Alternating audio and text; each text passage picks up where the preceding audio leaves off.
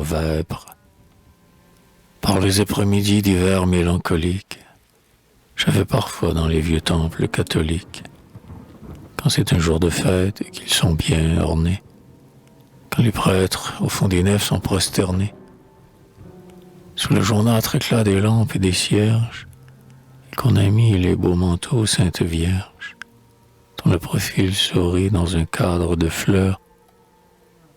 Je vais alors, en proie à mes vagues douleurs, m'agenouiller parmi la foule qui contemple le ciboire étoilé qui plane sur le temple.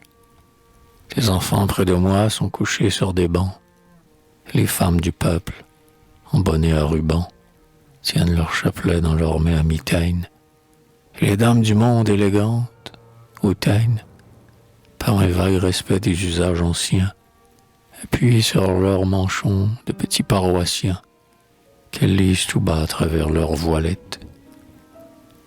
Les haillons sont ainsi près à des riches toilettes. C'est un symbole grave à la fois et charmant, du destin qui nous fait petits également, sous la voûte profonde et vaste de l'Église, où Dieu nous entend tous et tous nous égalise. Seul, je me cache à l'ombre obscure d'un pilier, et la main sur les yeux, je tâche d'oublier le monde dont le bruit grouille au loin dans la rue. Je songe, je reprends la route parcourue depuis ma sainte enfance et mes jeux primitifs. Il fait bon.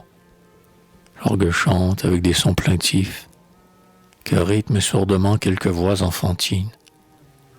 L'autel tressaille au bruit des cloches argentines. L'encens remplit le cœur de ses subtils parfums. Et le long des parois, les évêques défunts, auxquels le marbre donne une ferme attitude, peuple de spectres blancs, la noire solitude.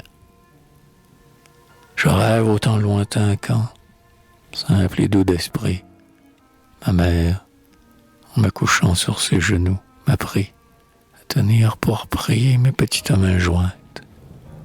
Quand plein de tendre émoi, je marchais sur les pointes de mes pieds vers la place où je devais m'asseoir, et que mon cœur d'enfant, comme un chaste encensoir, s'exhalait dans l'église étroite où rien ne bouge, les jours que je servais la messe en robe rouge.